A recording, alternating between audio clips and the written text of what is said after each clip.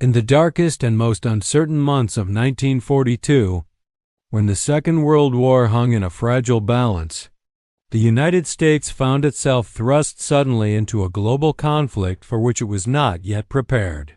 The country was still shaken by the shock of Pearl Harbor. Its army was inexperienced, its logistics untested, and its command structure struggling to find a clear direction. In Washington, arguments raged behind closed doors. Admirals, generals, and political leaders disagreed not only about how to fight the war, but about where the United States should fight first. The British pushed for a cautious approach, striking at the soft underbelly of the Axis. The Soviets demanded an immediate second front in France. And inside the American High Command, voices clashed over whether the nation should risk everything on a premature assault across the English Channel. This chaos stepped a quiet, relatively unknown officer named Dwight D. Eisenhower, a man without combat experience, without a battlefield reputation, and without the long list of achievements that normally propelled generals into prominence. For years he had worked in staff roles, studying operations, analyzing strategy, and writing reports that few outside the War Department ever saw. And yet, beneath the surface, he possessed something rare, the ability to think about war not as a collection of battles, but as a vast system of interlocking decisions, each one affecting the next like gears inside a complex machine. This was the moment when America desperately needed clarity. And clarity was exactly what Eisenhower provided. In July 1942, he was asked a question that would alter not only his career, but the entire trajectory of the war. Should the United States invade France immediately, as many demanded, or should it begin the campaign in North Africa first? The stakes were enormous. A premature invasion of France risked catastrophic failure, but delaying too long risked weakening the Allied partnership and leaving the Soviet Union to bear the full weight of the German assault. Eisenhower studied the situation with the cold precision of a man who understood that political pressures could not change the facts of logistics. The Atlantic Wall was too strong. American divisions were too green. Landing craft were in short supply. Air superiority could not be guaranteed. The infrastructure needed to sustain a massive assault simply did not exist. And the German army, hardened by years of brutal combat, was waiting. When he presented his assessment, he did not try to impress anyone. He did not soften the truth. He simply stood before the nation's most powerful leaders and said, with absolute clarity, that a 1942 invasion of France would fail. Not might fail, would fail. His blunt analysis stunned many in the room. The political and military pressure to launch the invasion was immense. But Eisenhower refused to give an answer that people wanted to hear. He gave the answer the war needed. That single act of honesty, delivered at a moment when others hesitated, changed everything. George C. Marshall, a man who valued both intellect and integrity, recognized that Eisenhower possessed something vital, the courage to speak truth when the future of the world depended on it. Within days, Eisenhower was appointed commander of U.S. forces in Europe. His rise had begun, but a title alone does not make a leader. The true test came with Operation Torch, the Allied invasion of North Africa in November 1942. Suddenly, Eisenhower found himself at the center of the first major American offensive of the war, a complex operation filled with political tension, diplomatic challenges, and military obstacles. He faced skepticism from British commanders who doubted American experience. He faced friction among American officers who fought over tactics and authority. He faced resistance from French colonial leaders unsure which side to trust.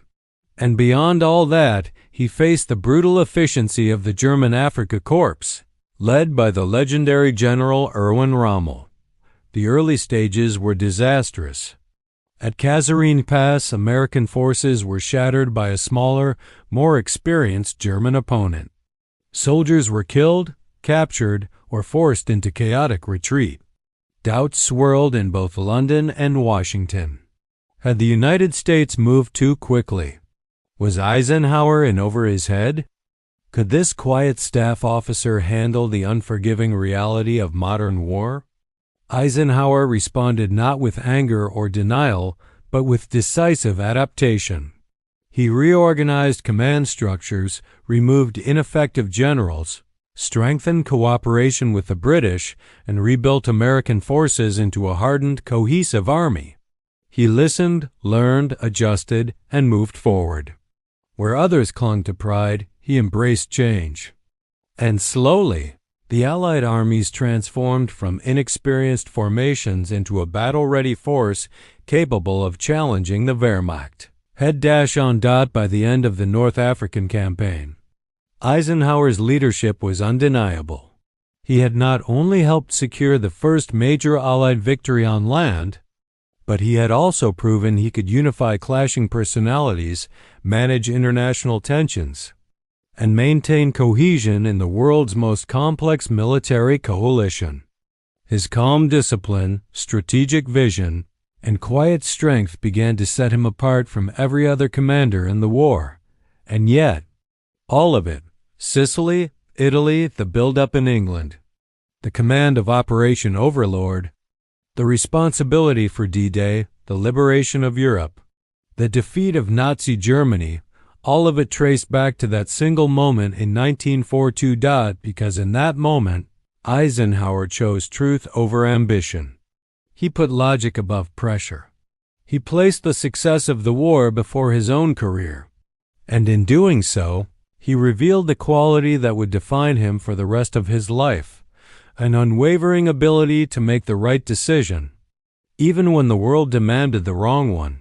That is why one decision in 1942 made him unstoppable. It was not a bold speech, a dramatic battlefield moment, or a stroke of luck. It was a simple act of clarity, a choice to confront reality and act upon it. And from that choice emerged the man who would hold together the greatest military alliance in human history, guide the Allies to victory, and become the steady hand that shaped the future of the free world. July 1944. A thin layer of morning mist clung to the hedgerows of Normandy. Drifting low across a narrow dirt lane cut between walls of tangled green. The rain from the night before still clung to every leaf, and the fields were quiet except for the distant rumble of engines somewhere beyond the tree line. The men of the American armored column waited in silence. Their Sherman tanks lined up nose to tail, their hulls darkened with mud and soot from the weeks of relentless fighting. In the distance, through the drifting fog, a deeper sound emerged, slower, heavier, unmistakable. A single German Tiger was pushing forward, its 88mm guns scanning the fields like a lighthouse beam searching through the haze. Every man in the column knew what that meant. One Tiger could halt an entire advance. One shot could annihilate any tank in the line. Yet on this morning, they were not preparing to run or scatter. They were positioning themselves to execute a plan that many senior officers had dismissed as naive, reckless, even absurd. A plan proposed by a commander who insisted that the Sherman lighter, thinner, and outgunned, could defeat the feared Tiger by using speed, angles, terrain, and timing. The crews tightened their grips on the controls. The engines idled low. Across the hedgerow, the Tiger moved closer, unaware that a Sherman-led trap was already in motion, and that what happened here would challenge everything armies believed about armored warfare. In early 1942, the United States was a nation still reeling from the shock of Pearl Harbor. Its army was untested, its generals inexperienced, and its high command deeply divided. The British were pushing for a safer, peripheral approach. The Soviets demanded a second front in Europe immediately. And within Washington, competing groups of admirals, generals, and politicians fought bitterly over where the United States should strike first or whether it should strike at all. Inside this turbulence, a relatively unknown officer, Dwight D. Eisenhower, arrived in Washington to serve under Army Chief of Staff George Marshall. Eisenhower had no battlefield experience. He had never commanded troops in combat. He had no political network and no war hero reputation. Yet within months, he would be entrusted with decisions that could determine the entire direction of America's military involvement. The Atlantic Wall was too strong. The logistical infrastructure didn't exist. American divisions were not yet trained for large-scale amphibious warfare. Air superiority was not assured. Landing craft were insufficient. And the German army, battle-hardened and equipped with years of experience on multiple fronts, would almost certainly crush an early Allied landing. Eisenhower did not appeal to emotion. He did not try to impress anyone. He simply presented the truth, backed by an analysis so thorough that even those who disagreed were forced to respect the reasoning. This was the moment everything changed. Marshall, who valued officers who could think strategically under pressure, recognized that Eisenhower had the rare ability to understand war not as small pieces, but as a vast, interconnected machine.